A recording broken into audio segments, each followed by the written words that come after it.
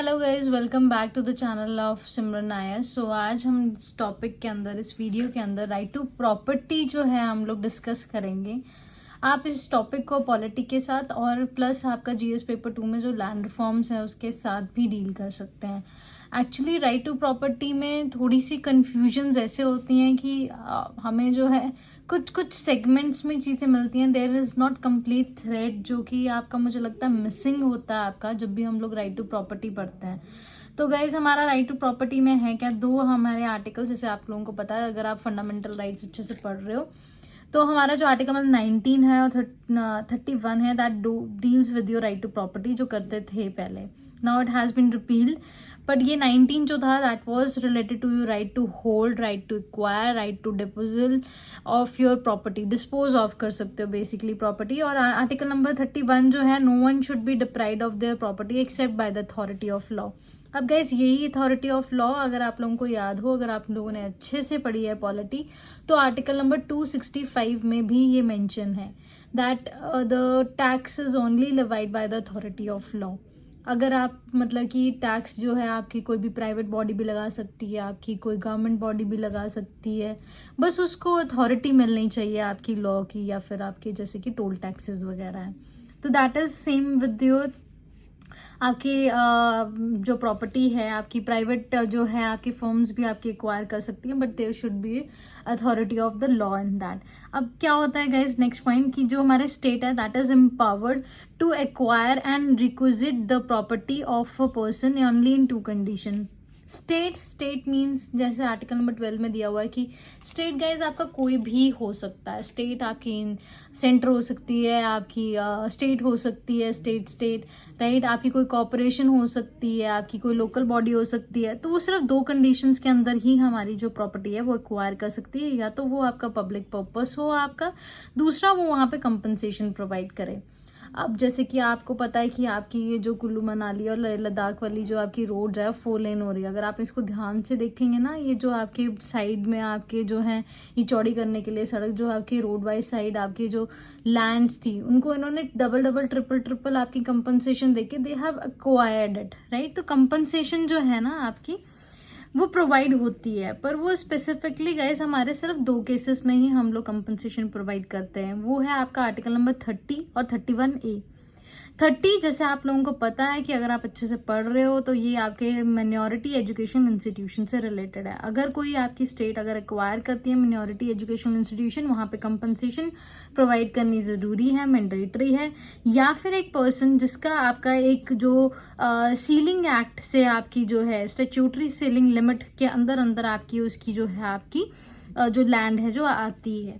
अब ये जो स्टैट्यूटरी सीलिंग लैंड्स क्या है, basically that is defined into your land ceiling act and your जिम्मेदारी अबॉलिशन एक्ट के अंदर मेंशन्ड है। अब हमें पता है कि 1947 में हम लोग आज़ाद हुए, 50 में हम लोगों ने जो है हम लोग रिपब्लिक बने, हम लोगों ने कॉन्स्टिट्यूशन जो है अपना ऑप्ट किया। और हम लोग देखते हैं अभी कॉन्स्टिट्यूशन बना ही था तो हमारा 1951 में ही आपका जो है आपकी अमेंडमेंट हो जाती है, राइट। आपका जो है बेसिकली हम लोग इसको बोलते हैं that is your land reforms आ जाते हैं सबसे पहली अमेंडमेंट के साथ। और सबसे पहली अमेंडमेंट के अंदर हमारा 9th शेड्यूल भी आ जाता है गाइज। अब इसमें हुआ क्या था हमारा कि जिनके पास बहुत ज़्यादा ज़मीनें थी, जो जमींदार थे आपके, जिनके पास बहुत ज़्यादा लैंड एक्वायर थी, एक लार्ज चंक, एक मैसिव चंक उन्होंने होल्ड किया हुआ था, तो उनसे हम लोगों ने वो ज़मीनें खींच ली to actually ensure your distributive justice and socio economic justice. अगर आप लोगों को याद हो कि ये इकोनॉमिक जस्टिस कौन सा है आपका, ये गाइस हम लोगों का सोशो इकोनॉमिक जो जस्टिस है that is mentioned into your article number 39B and C. That is basically your equal distribution of wealth among all and non-concentration of wealth in few hands. अब ये जो articles हैं, जितनी भी schemes launch होती है, कुछ भी होता है, तो ये article number 39B and C को जो है आपकी मिलके बनती है, हमारी लागू होती है। और यही जो आर्टिकल है ये बहुत बहुत इम्पॉर्टेंट है। इनफैक्ट अगर आप फंडामेंटल राइट्स और डीपीएसपीज का जब आप लोग पढ़ते हो कि कौन से ज़्यादा इम्पॉर्टेंट है, तो उसके अंदर आपके बहुत सारे आपके जो हैं केसेस आपके सामने आते हैं, राइट। तो ये आपका 39B and C आते हैं गाइस हम लोगों के, that is your socio economic justice के साथ। एंड वही आपका जो हमारी अगर कोई आपकी इसकी बियॉन्ड आपकी परमिसिबल लिमिट से ज़्यादा अगर कोई लैंड एक्वायर करता है, it is yes the state can be taken by the government and no compulsory compensation will be provide. तब हमें ज़रूरी नहीं है कि हम उसको आपकी कोई कंपनसेशन प्रोवाइड करें। अब क्या होता था कि हमारा फिर भी राइट टू जो लैंड था वॉज ए फंडामेंटल राइट। तो जो हमारे जो एग्रीव सिटीजन थे हमारे राइट, वो सीधे ही आपके आर्टिकल नंबर 32 के अंदर आपके सुप्रीम कोर्ट के अंदर डायरेक्टली जो है आपके सुप्रीम कोर्ट के पास चले जाते थे, जिसकी वजह से आपका जो है कम्प्लेक्स हो रहा था और ज़्यादा वर्क सुप्रीम कोर्ट का। तो what they have done is 944 आते आते हमारा राइट टू जो प्रॉपर्टी है वो फंडामेंटल राइट से एक लीगल राइट बन चुका था। आप लीगली कर सकते हो अंडर आर्टिकल नंबर 300 है, मतलब कि आज की डेट में वो कॉन्स्टिट्यूशनल राइट है पर आपका वो फंडामेंटल राइट नहीं है, that is your article number 300A के अंदर। तो गाइज ये हमारे दूसरी चीज़ होगी। और मैंने बताया था आपको जैसे कि फर्स्ट अमेंडमेंट के अंदर हम लोग जो है इंडिया के अंदर लैंड रिफॉर्म्स लेके आए, क्योंकि हमें ये पता था कि लैंड रिफॉर्म्स देखो गाइज बहुत ज़रूरी होते हैं। लैंड रिफॉर्म्स अगर आप कंपेयर करो that is with your India, ठीक है, एक आप extreme unit low that is your Pakistan और दूसरा आपका चाइना। ये अगर आप लैंड रिफॉर्म्स की अगर केस स्टडीज डिस्कस करोगे तो यहाँ पे लैंड रिफॉर्म्स कैसे हैं, यहाँ पे कोई आपका जो आपको राइट्स हैं वो बहुत ज़्यादा आप इजीली नहीं ले सकते हैं। हमारे यहाँ पे आप कंपनसेशन प्रोवाइड करके और आपकी स्टैट्यूटरी सीलिंग लिमिट दी हुई है। यहाँ पे आपके पास कोई भी राइट्स नहीं है, कोई डेमोक्रेटिक राइट्स नहीं है। आज उन्होंने बोला कि ये फ्लाईओवर बनाना है चाइना ने और आप गवर्नमेंट के खिलाफ नहीं बोल सकते और रातों रात वो चीज़ बन जाती है। तो देखो कि ये भी एक्सट्रीम कंडीशन है और ये भी एक्सट्रीम कंडीशन है। हम लोग एक मिडवे में चलते हैं आपका। और जो पाकिस्तान में है डेवलपमेंट ना आने का रीजन एक बहुत बड़ा जो है आपका लैंड रिफॉर्म्स को भी लिया जाता है गाइज।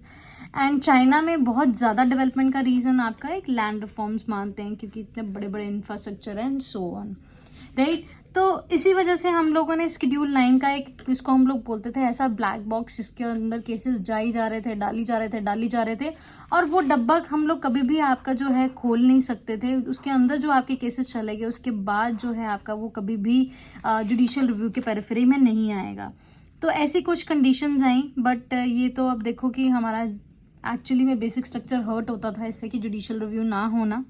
तो हम लोगों ने इसको बोला कि हम जो जुडिशियल रिव्यू है उसको वापस लेके आएंगे। एनी हाउ इसके अंदर हमारे जो 3 हमारे बाद में आपके जो आर्टिकल्स ऐड हुए वो थे 31A, B एंड C। अब जिसके अंदर कैपिटल A लग रहा है गाइज, तो वो आपका अगर आप मेरी पॉलिटी सीरीज देखते हो तो मैं हमेशा बताती हूँ कि कैपिटल A दैट मीन्स कि वो नया अमेंडमेंट के थ्रू आई है। जैसे कि आपका 21 is your right to life but 21A is your right to education. जो कैपिटल A होगा हम लोगों का that always deal with your some amendment और जिसके कारण वो कॉन्स्टिट्यूशन में बाद में ऐड हुई है। तो यहाँ पे आर्टिकल नंबर 31A के अंदर ये बोला गया जो लॉज हैं they can not be challenge in to the court, the laws can not be challenge in to the court, it can be only done with the interest of your public interest. यहाँ पे भी हमने public interest पढ़ा और यहाँ पे भी हमने पब्लिक पर्पस पढ़ा था। तो यहाँ पे इन्होंने condition they the 31 clause 1 sub clause A के अंदर, that is your acquisition of your state. कभी हम लोग कोई स्टेट को एक्वायर कर रहे हैं, taking over the management of the property, किसी प्रॉपर्टी को वो मैनेज कर रहे हैं, कोई आपका मॉन्यूमेंट हो सकती है कुछ भी। अमालगेशन ऑफ द कॉर्पोरेशन और the modification of the right of directors of the corporation, हम लोग बैंक्स को मर्ज कर रहे हैं या किसी कॉर्पोरेशन को अपने अंडर ले रहे हैं आपका, उसके बारे में amalgamation means that is collection, इकट्ठा करना। Modification to the right of the your mine owners, तो ये जो माइन ऑनर्स होते हैं गाइज इनकी भी जो है पहले के टाइम पे हम लोग देखते हैं कि खुद की माइंस होती थी, फिर उसके बाद गवर्नमेंट ने अपने रिसोर्सेज जो हैं, क्योंकि हम एक सोशलाइज्ड कंट्री हैं, सोशलिज्म पे चलने वाला है, तो बाद में ये लैंड्स जो हैं आपकी जो माइंस हैं वो आपकी गवर्नमेंट कंट्रोल हो गई थी। और exception is your north east.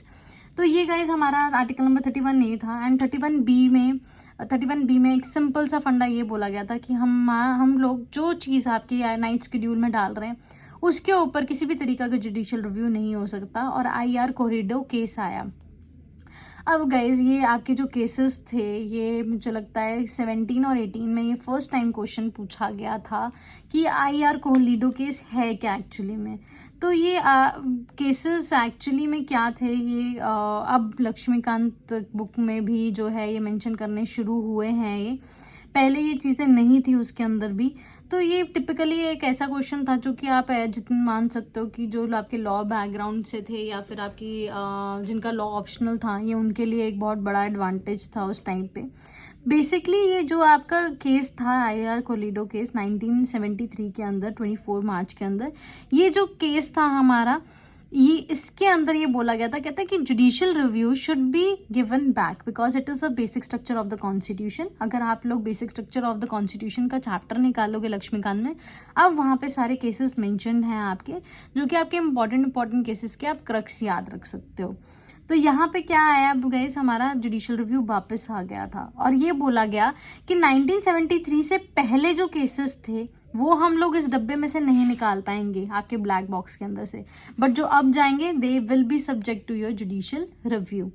और उसके बाद गाइस हमें पता है कि 25 हमारी बहुत इंपॉर्टेंट अमेंडमेंट हुई, जिसके अंदर हमारा आर्टिकल नंबर 31C जो है आपका ऐड हुआ, और जिसमें ये बोला स्टेट ने, कहते हैं कि अगर हम लोगों ने कल दिन को 39B and C that is your non concentration of wealth in few hands and equal distribution of wealth among all, ये अगर हम लोगों ने आपका लागू करना है, इन्फोर्स करना है, तो कल दिन को हम आपका जो है आर्टिकल नंबर 14 और 19 वायलेट कर सकते हैं and it can not be challenged away.